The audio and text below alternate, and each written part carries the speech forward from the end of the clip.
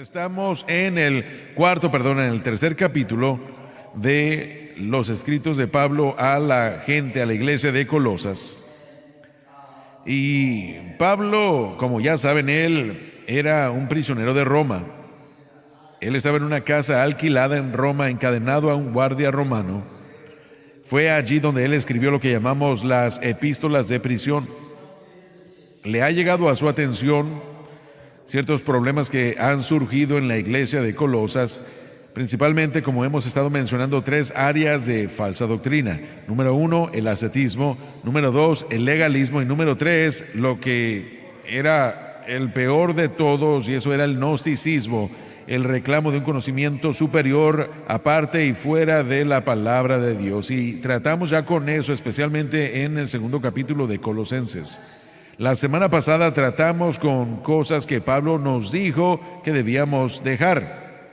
Y esta semana vamos a estar tratando con las cosas que Pablo nos ha escrito para decirnos que nos hagamos de ellas, que nos afirmemos en ellas. Hay cosas que debemos nosotros quitar de nuestras vidas, el viejo hombre, y hay cosas que debemos adoptar, ya que somos regenerados. Ahora que hemos nacido de nuevo y somos unas nuevas criaturas en Cristo Jesús. Y me da mucho gusto de tener al doctor Don Paul Gray, mi instructor de la escuela bíblica anterior. Así es. Y aún recuerdo esto, Pastor Dani. Le mencioné al hermano Mike. Le dije, puedo imaginarlo como joven. Dormido. En clase. Y no, había una jovencita muy bonita al lado suyo. Creo que usted le estaba prestando atención a ella.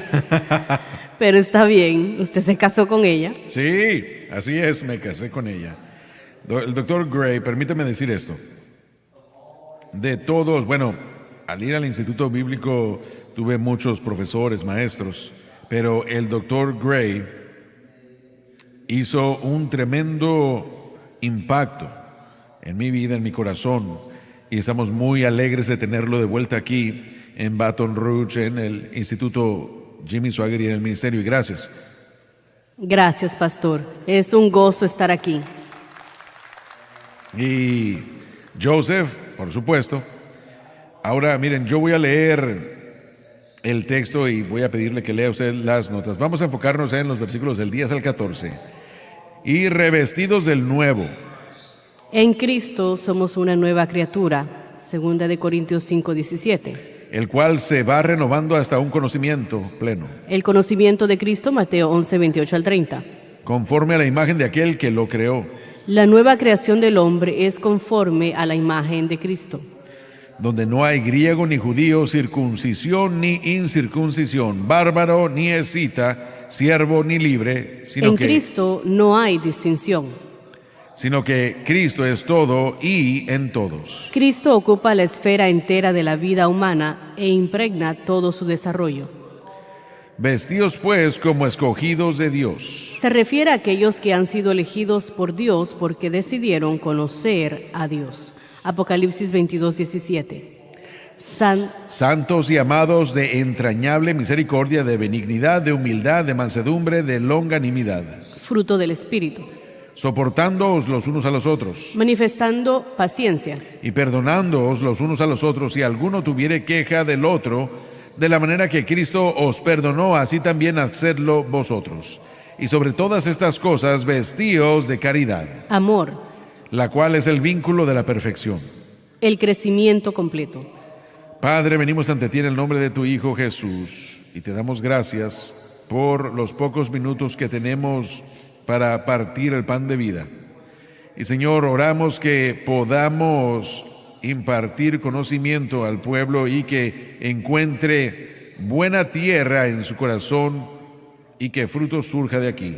Y te damos toda la alabanza y toda la gloria. Pablo dijo, y revestidos del nuevo hombre. Cuando uno nace de nuevo, hay un nuevo mundo que se abre para ese individuo. Una vida que jamás soñaron posible. Una vida que es abundante, es una vida en abundancia. Es lo que dijo el Señor, que nos da vida y vida en abundancia. Es una vida, número 1, libre de culpa. Es una vida, número 2, libre de las ataduras y las cadenas del pecado. Es una vida que ahora usted está en paz con Dios, ya no hay enemistad entre usted y Dios, y hay una paz que llega al corazón y a la vida de todo y cada creyente. Pero Pablo, cuando él escribió esto, hay un pensamiento muy interesante que necesitamos producir o presentar. Cuando él habló de revestirse del nuevo hombre, él nos estaba llevando de vuelta al principio de la creación del hombre. Dios creó a Adán en su imagen. Ahora, cuando nacemos de nuevo, espiritualmente hablando, Él está llevándonos de vuelta y estamos siendo regenerados una vez más a su imagen, tal como Adán fue creado a su imagen. Y miren, toda la idea es que el nuevo nacimiento, la salvación, cuando usted recibe a Cristo, es la regeneración en usted de lo que Dios hizo en el Adán creado. Adán fue creado en un estado perfecto, en un ambiente perfecto, creado para estar en comunión con Dios. Y ahora que usted ha nacido de nuevo, usted está en comunión con Dios. Y por supuesto, este mundo no es el huerto del Edén. Pero podemos tener paz, podemos tener, por decir así, podemos vivir espiritualmente en un huerto en medio del infierno que está sobre esta tierra. Entiendan eso. Sí, como hijos de Dios, nosotros, miren, estamos heridos espiritualmente a veces, sentimos cosas, el mundo es nuestro enemigo. Pero independientemente de eso, aún así hay un lugar de refugio. El salmista diría: Dios es mi refugio. Él es nuestra paz en medio de todo eso. Y usted está siendo regenerado, recreado a la imagen del Hijo de Dios Jesucristo.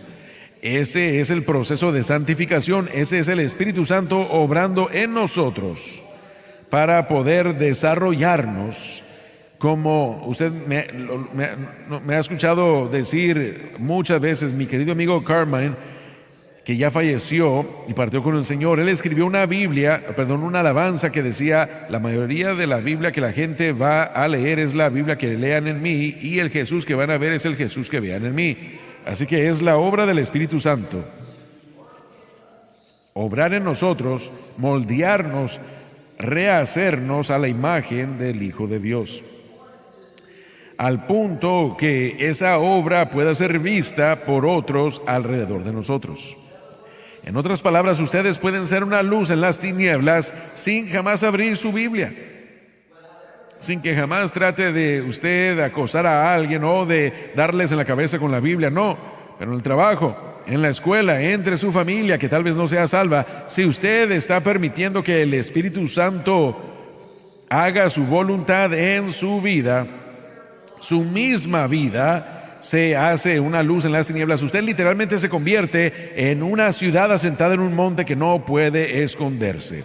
Y una vez más, es por causa del Espíritu Santo que está haciéndolo a usted, rehaciéndolo a usted de la imagen del Hijo de Dios. Luego dice: el cual se va renovando hasta un conocimiento pleno. Y ese es el conocimiento de Cristo. Y miren, Pablo estaba utilizando esto, estaba él regresando a esos falsos maestros que estaban entrando a la iglesia de Colosas, los gnósticos, aquellos que estaban tratando de traer legalismo, traer estos creyentes gentiles bajo la ley de Moisés, aquellos que estaban tratando de forzar el ascetismo sobre ellos, y él estaba haciendo el contraste.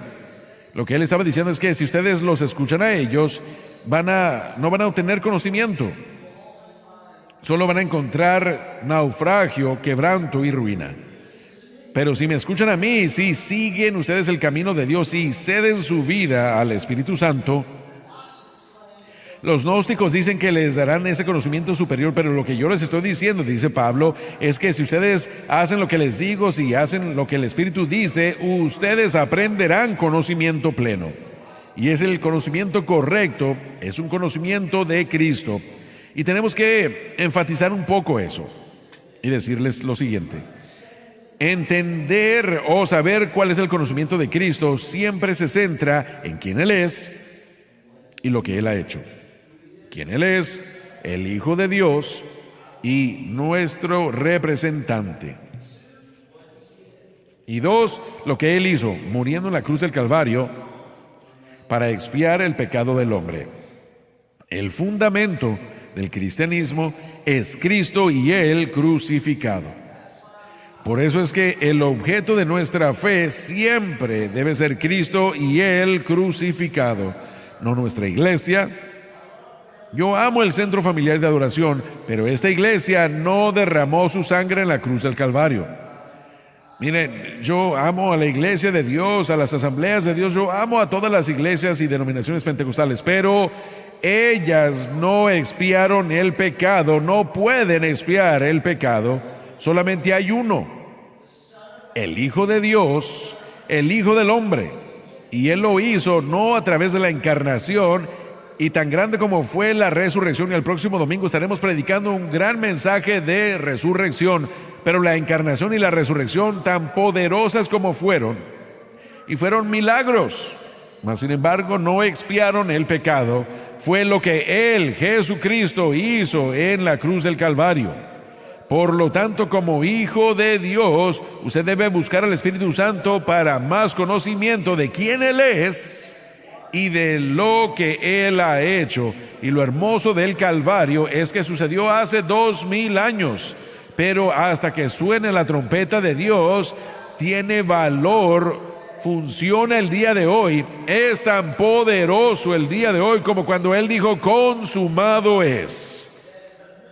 Y como ministro del Evangelio, quien quiera que sea, en su congregación, si no está enfatizando la cruz, si no está animando a su pueblo, vean a la cruz. La vida está en la cruz, la victoria está en la cruz. No solo su justificación está en la cruz, pero su santificación está en la cruz. Eso es un verdadero conocimiento bíblico. Miren, ustedes pueden extraer el griego del hebreo, pero si ustedes no entienden el Calvario no saben nada. Y lo triste de todo es que demasiada gente de la iglesia no entiende verdaderamente el precio que fue pagado para su salvación y ciertamente no entienden los beneficios de lo que Cristo hizo en la cruz del Calvario para nosotros que le aceptemos en su gracia de salvación conforme a la imagen de aquel que lo creó. Una vez más, como les dije, el Espíritu Santo está obrando en nosotros y permítanme decirles algo acerca de esto. El Espíritu Santo obrando en ustedes y en mí no es automático. Pensamos que ya que nacimos de nuevo, y especialmente si usted es un pentecostal, ya que hablo en lenguas, ya que soy lleno del Espíritu, entonces el Espíritu Santo simplemente va a hacer todo esto. No, no funciona así. Usted tiene que ceder su vida al control del Espíritu Santo, número uno. Y número dos, usted debe desear el control del Espíritu Santo. Y número tres, significa que usted tiene que buscar todo y cada día. Señor, el día de hoy necesito al Espíritu Santo que tenga su libertad completa en mi vida. Ayúdeme el día de hoy a ceder mi voluntad. Ayúdeme hoy a desearlo a Él. Ayúdeme hoy a conocer su voz. Ayúdeme hoy a ser dirigido por Él. Y si usted lo hace, si usted comienza a buscar la ayuda del Espíritu Santo diariamente, ¿saben qué? Él comenzará a ayudarles. Amén. Pero si ustedes creen que estas cosas son automáticas, la Biblia, Jesús dijo que los que tienen hambre y sed de justicia serán saciados. Usted debe tener esa hambre. Debe decir, ya no más de mí, sino más de Él. Yo debo menguar y Él debe vivir. Ese debe ser su ruego, su oración cada día. El yo constantemente debe sujetarse. El yo debe ser aplastado para que Cristo reine y gobierne en el corazón y en la vida del creyente. Pastor, ¿puedo Sí. añadir un pensamiento acá? Estoy viendo a este Nuevo Testamento y las dos palabras quitar están ahí. Y claro que Pablo dijo que hay que hacer morir. Y es lo que el hermano Soler quería que entendiéramos. Pero mi punto es que es una decisión. Usted tiene que tomar la decisión. Cuando usted lee esto, son simplemente palabras, pero Pablo está diciendo, tomen la decisión de cómo van a vivir. Hay cosas que ustedes van a dejar, van a tomar esa decisión, y hay cosas que van a hacer y tienen que tomar esa decisión. ¿Cómo lo hacen? A través del poder de la cruz y el poder del Espíritu Santo. Pero aún hay que tomar esa decisión. El problema es que demasiados cristianos toman la decisión, pero creen que, bueno, yo tengo que ganarme esto, o yo tengo que obrar para esto. Por lo tanto, si yo hago esto o si no hago aquello, y ellos creen que comienzan a ganarse las cosas, pero no, simplemente es conceder su voluntad. Eso es lo que tiene que pasar, tiene que ceder su voluntad. Hermano Dani, en esa nota, cuando se trata de la moralidad y la santidad que Dios requiere y pide de nosotros, el mundo y mucho de la iglesia, desafortunadamente, no solamente entienden o casi entienden la rehabilitación, pero no entienden que la manera de Dios es recrear. Así es. Dios no está interesado en simplemente que la carne mejore y mejore. Él la eliminó, y aquí, si notamos, esto está en un sentido pasado, esta renovación a la cual se está refiriendo. Dijo que habéis puesto el nuevo hombre, que ha sido renovado conforme a la imagen de aquel que lo creó. Y lo que estamos viendo acá, sinceramente, sin entrar en muchos detalles, es de aquel pozo que habló Isaías cuando dijo, vamos a los pozos de salvación y vamos a sacar de ahí con gozo. Así es. Todo lo que tenemos que pensar, toda acción en la que debemos de participar, cuando fuimos salvos, en esa recreación, en esa posición en Cristo, nos dio acceso a esto. Él dijo, y llegó a decir en Romanos 7, deseo el amor de Dios en el hombre interior. En el hombre interior nosotros no podemos evitarlo como creyentes. Es la recreación, el cómo vivir para Dios, el conocimiento que necesitamos adquirir. Nunca olvido cuando leía a Kenneth Wuest, y él estaba comentando sobre Romanos 6, sobre la declaración que hace Pablo de esa forma de doctrina en el griego, en la versión King James, que dice que se os fue entregada. Y él, voy a citarlo correctamente, él dijo, ustedes eran los siervos del pecado, pero se convirtieron obedientes en el corazón y han aceptado esa forma de doctrina que se los fue entregada. Y es interesante porque él dijo lo siguiente, él dijo, no es la idea en ese texto de que cuando llega la salvación entonces se nos entregó como un paquete la salvación, sino que dice en el griego, a la cual vosotros fuisteis liberados. Y eso es extraño cuando lo vemos, ¿no? Pero lo que está diciéndole a cada cristiano es, y él hizo este comentario, él dijo, en la salvación el creyente fue constituido a obedecer las doctrinas de la gracia y la fe. Y decimos, ¿creen o están de acuerdo con el mensaje de la cruz? Lo que está diciendo en ese texto es, si ustedes verdaderamente son salvos, no pueden evitar sino hacerlo. Así es. Y verdaderamente que el que la iglesia no quiere escuchar y que nunca debería decirse en la iglesia que no queremos escuchar el mensaje de la cruz. Esto sorprende, pero en la salvación fuimos constituidos para obedecer esa doctrina de fe y gracia. Entonces, la realidad es que sí están de acuerdo. Sí, en sus espíritus, y yo creo que de eso es lo que nos está hablando, en la salvación ese nuevo hombre fue puesto y fue renovado en conocimiento conforme a la imagen de aquel que lo creó. Y Dios lo puso en nosotros en la salvación. Lo que hacemos con eso es, como usted ha dicho, eso depende de nosotros. Tienen que desearlo. Entonces, su identificación, su fe, todo debe estar envuelto en Cristo. Su deseo debe ser como Él. Dijo en el versículo 11, donde no hay griego ni judío, circuncisión ni incircuncisión, bárbaro ni escita, siervo ni libre, sino que Cristo es todo, es el todo y en todo. Cuando vemos la primera parte, donde dice no hay griego ni judío, en el tiempo en el que vivió Pablo, los judíos eran una raza de gente con un espíritu sectarista. Ellos veían a todo aquel que no era judío, gentil, los veían como perros. Y ellos, si ellos tocaban a un gentil, había un rito de purificación que tenían que hacer. Se consideraban ellos moralmente superiores en todo aspecto. Pero al mismo tiempo, en el griego, en el mundo romano, ellos mismos se consideraban a sí mismos superiores. Entonces había una división y luego llegamos a los bárbaros y los escitas, y tocaremos ese punto más adelante, pero encontramos todos esas diferentes culturas, por decir así, con todos sus puntos de vista, todos en contra uno del otro, todos considerándose ser superiores unos a otros. Pero cuando una persona nace de nuevo, eso es derrumbado.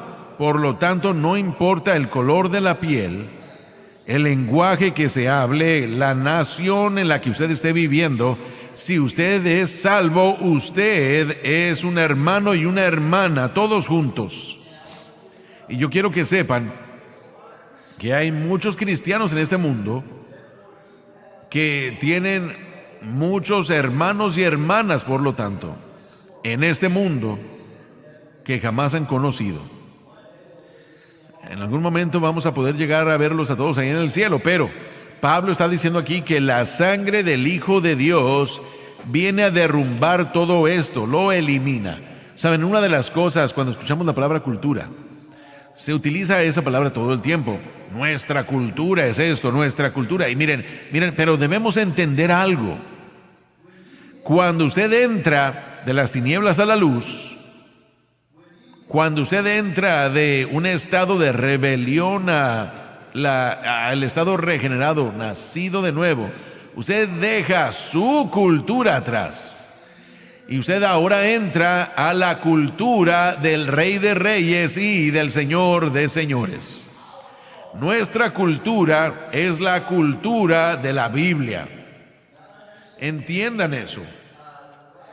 Ahora mismo en Europa, usted puede ir a Europa y desafortunadamente, triste decir que usted puede estar con predicadores pentecostales cuando van a comer europeos y cuando se sientan ellos van a ordenar su vino. Espero que estén viendo, eso es pecado. No me digan que es nuestra cultura. No, no lo es. Bueno, esa era su cultura en un estado no redimido. Pero ahora escuchen, ustedes no pueden servir a dos maestros. Así que o nacemos de nuevo, viviendo en un nuevo ámbito de influencia, en una nueva cultura, o simplemente vivimos en los caminos antiguos que solíamos vivir. Pero cuando nosotros somos salvos, dejamos nuestra cultura atrás. Por lo tanto, yo soy estadounidense, pero yo puedo tener comunión con mis hermanos europeos o asiáticos, como sea, porque somos uno en Cristo Jesús. Jamás se vayan a enredar en el uso de la cultura como excusa. Usted ha nacido de nuevo. Usted debe de entrar a la cultura del Rey de Reyes y del Señor de Señores. Circuncisión ni incircuncisión. Uno de los problemas que Pablo peleó entre los creyentes gentiles eran los judaizantes, que estaban llegando de la iglesia madre en Jerusalén con cartas recomendándolos y tratando de traer a estos creyentes gentiles bajo la sujeción de la ley de Moisés, aún hasta el punto de ser circuncidados los adultos varones.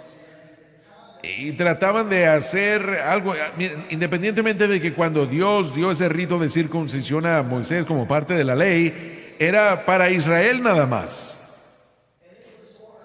Y era como señal, y no quiero entrar en todo ese detalle. Pero cuando Jesús llegó, Él cumplió la ley.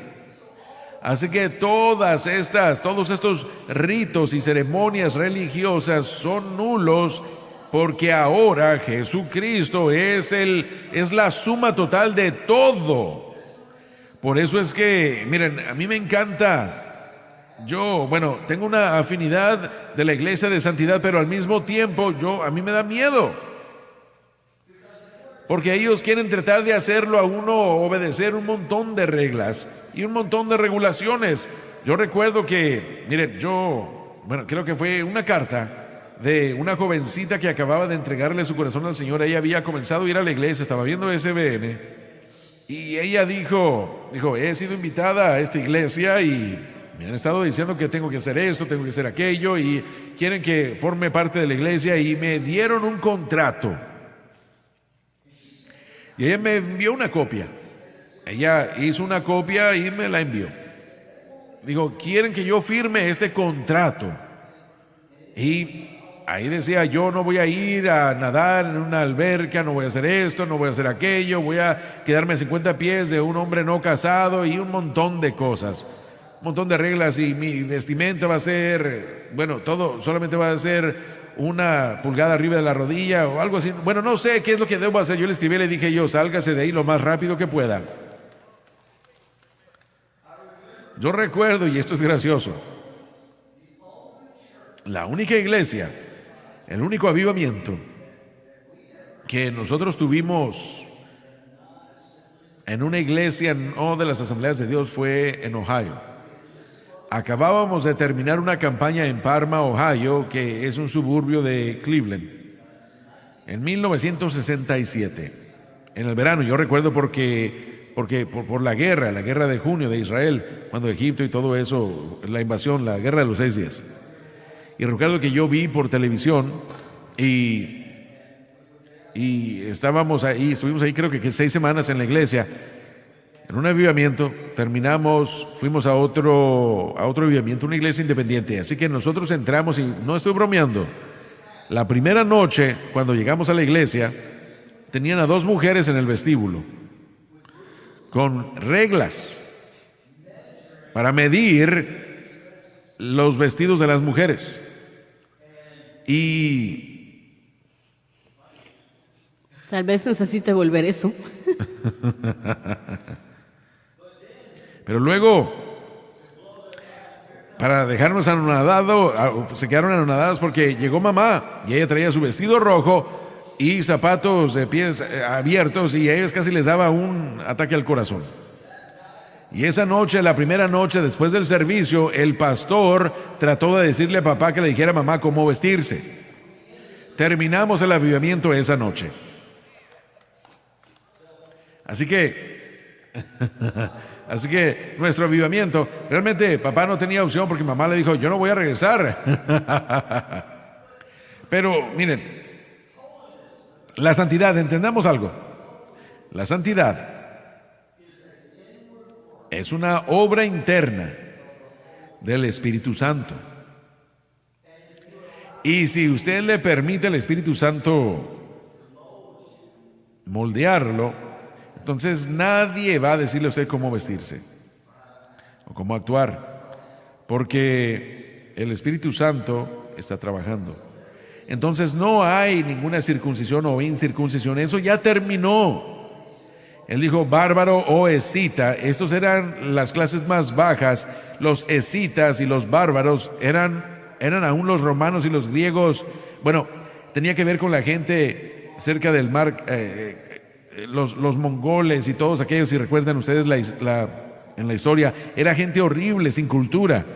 Pero la idea es esta, lo que Pablo está diciendo es que no importaba si usted fuese un bárbaro o un escita, los peores de los peores, o si usted era un judío o un gentil, Cristo murió por todos. Eso es lo que él está diciendo aquí. Así es. Cuando Dios ve desde arriba, Él no ve a los franceses, a los bárbaros, escitas, esto o lo otro. Él ve una alma que necesita salvación. y él ve una iglesia que se supone que debe estar llevando el evangelio a ellos. Dice, siervo ni libre, tenía que ver con los esclavos y los maestros, los señores. En la iglesia primitiva, entre los gentiles entraban, y literalmente en la iglesia primitiva habían esclavos sentados justo enseguida de sus señores, adorando, porque en el Calvario no hay distinción. El linaje se desaparece con este tipo de distinción. Entonces eran uno, nosotros somos uno, entonces no importa. Nosotros tenemos un problema en Estados Unidos, los ricos ven con desdén a los pobres. Eso jamás debería ser en la iglesia. La verdadera iglesia de Jesucristo debería tener a gente negra, gente blanca, gente roja, gente café, morena, gente rica, gente pobre, gente no educada, gente educada, todos juntos, pero todos al mismo nivel, por causa de la sangre de Jesús. Y él dijo, pero Cristo es el todo y en todos, Él es todo. Así que no hay distinción de clases, no hay distinción cultural, no hay distinción socioeconómica, solamente hay almas que han sido ganadas para el reino. Dice aquí, vestidos pues como escogidos de Dios, santos y amados, de entrañable misericordia, de benignidad, de humildad, de mansedumbre y de longanimidad. La idea es esta: cuando usted fue salvo, usted se deshizo de ciertas cosas. Espiritualmente usted se desvistió de las ataduras del pecado y de la culpa. Y ahora que usted es nacido de nuevo, hay cosas que nosotros debemos de revestirnos con ellas, santidad y justicia, que son dadas en el momento de nuestra salvación. Y él dijo, vestíos, dice aquí, como los escogidos de Dios. Veamos aquí, no quiero pasar, se nos está acabando el tiempo, no quiero pasar mucho tiempo en esto. Pero uno de los mayores o predominantes, o de las influencias doctrinales predominantes en el mundo evangélico, es lo que es llamado la teología reformada, la enseñanza de Juan Calvino, que nos enseñan los elegidos de Dios, diferente a lo que nosotros creemos que la palabra de Dios enseña. Ellos enseñan que en algún lugar en la eternidad pasada, antes de que Adán y Eva fuesen creados, que la Trinidad determinó quién iba a ser salvo y quién se iba a ir al infierno. Aquellos que Dios determinaba ser salvos son llamados los elegidos de Dios. Y a través de la gracia irresistible, y la lista de los 5 puntos es grande, pero la gracia irresistible, cualquiera que sea el caso, que cuando ellos sean confrontados con el Evangelio, ellos no tienen opción sino ser salvos. Y aquellos que no son elegidos, bueno, no importa si ellos quieren ser salvos, ellos jamás podrán ser salvos. Eso es, bueno, voy a recibir correo de odio por esto, pero ya estoy acostumbrado. Eso es una doctrina condenable. Eso no es el Dios de amor.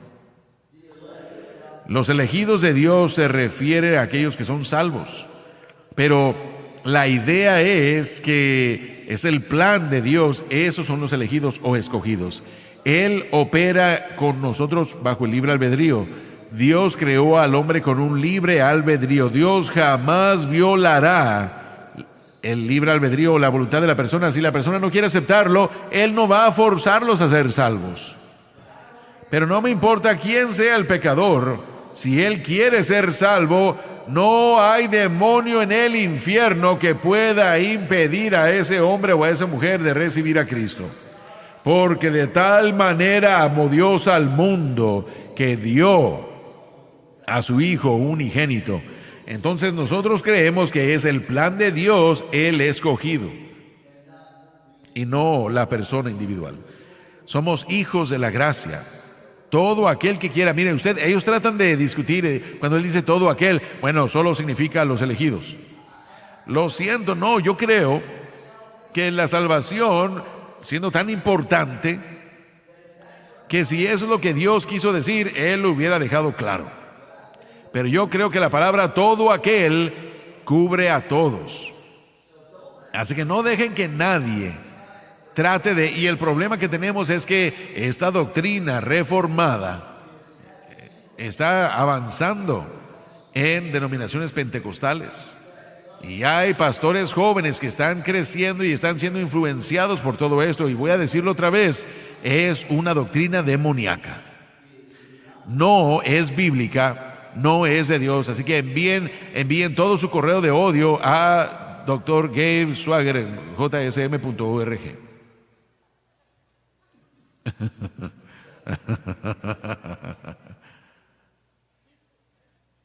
Así que asegúrate de responder todo el día. Dio el correo electrónico equivocado.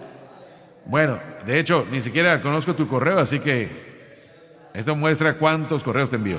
Bueno, y por cierto, doctor Gabriel, usted puede con ellos, así que envíeselos al doctor Gabriel. Así que, miren, entonces toda la idea es que, amados, esto nos habla del amor de Dios, el amor mostrado en el Calvario. La cruz es la demostración más grande de amor que el mundo ha llegado a ver.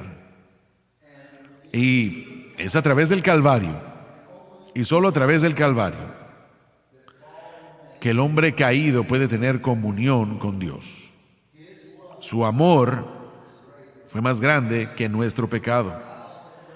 Esa de entrañable misericordia es un poco extraño el término, pero el diccionario de Thayers dice que en los poetas griegos las entrañas eran el nido de esas pasiones más violentas como el odio y el rencor, pero por los hebreos, por esa ternura y la amabilidad, misericordia, benignidad, mansedumbre y de longanimidad es nuestro corazón. En otras palabras, es un corazón de compasión. Cuando usted es salvo, usted debe ser marcado con un corazón de compasión. Cuando usted ve al pecador, usted debe tener compasión. Cuando ve el quebranto o al quebrantado, debe tener compasión. Aún aquellas personas viles y malas, usted entiende que no importa cuán viles y perversas sean, Dios los ama. Así que debemos ser epístolas vivas de la amabilidad de Dios. Nos oponemos al pecado en toda capacidad, pero entendemos que Dios ama al pecador. Amabilidad, mansedumbre, misericordia. El cristiano debe ser amable, nos habla de gracia. Humildad, eso nos habla de humildad de mente, de corazón. Simplemente se refiere a que no tenemos nosotros una opinión exaltada de nosotros mismos. Nosotros nos vemos como Dios nos ve, pobres, patéticos seres humanos que hemos sido traídos al reino por la gracia de Dios. Mansedumbre. ¿Saben? Jesús dijo de sí mismo: venid a mí todos los que estéis cargados y trabajados, y yo os haré descansar, porque tomen mi yugo sobre vosotros y aprended de mí, porque yo soy manso y humilde de corazón. Y eso es lo único que la Escritura dice, que Dios o Jesús que dijo en la Escritura de sí mismo personalmente. La mansedumbre no es debilidad. Vuelvo a decirlo, que la mansedumbre no es debilidad, sino que es preferir a otros por encima de nosotros mismos. Es ser bueno, amable, benigno, lleno de gracia con otros, no gritar y alardear por nuestros derechos. Nosotros entendemos quiénes somos en Cristo y nosotros vivimos con mansedumbre, longanimidad. Eso es algo que todos nosotros debemos de trabajar. Ahora lleguemos al meollo del asunto. Hay muchos cristianos que no nos caen bien. Nadie dijo amén, ¿verdad? Pero yo sé que tengo la razón y no se sientan ahí viéndome con su mirada santurrona. Todos ustedes saben que hay cristianos en el reino que ustedes saben que no quieren estar alrededor de ellos, porque ellos los irritan a ustedes. Los irritan. Y ustedes saben que les estoy diciendo la verdad. De hecho, algunos de ustedes, hay gente en esta iglesia que se sientan allá y usted se sienta al otro extremo por una razón.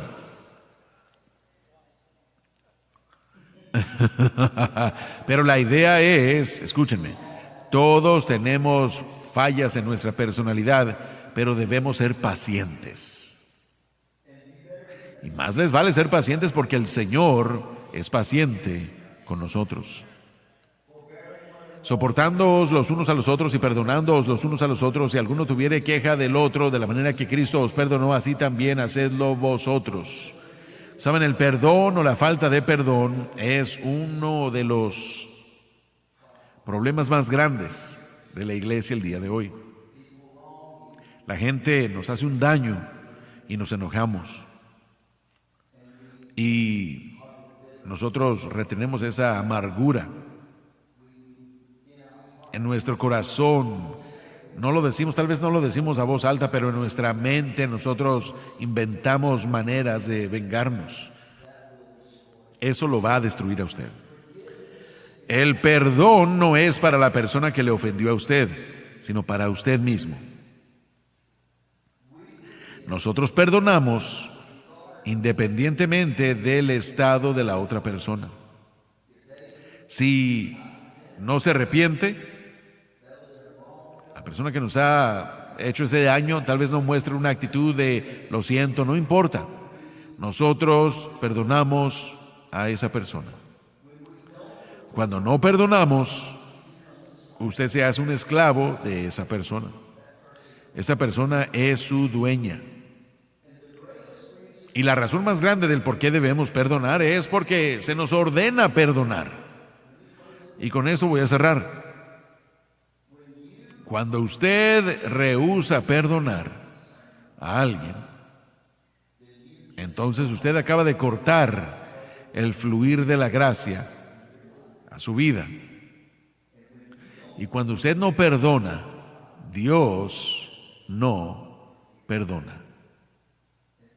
Y luego usted se encuentra en una proposición perdida y usted puede perder su alma. Entiendan eso. El no perdonar es un cáncer. Hay muchos en la iglesia hoy que están enfermos corporalmente y esa enfermedad ha sido producida por causa de no perdonar y de odiar en su corazón. Usted jamás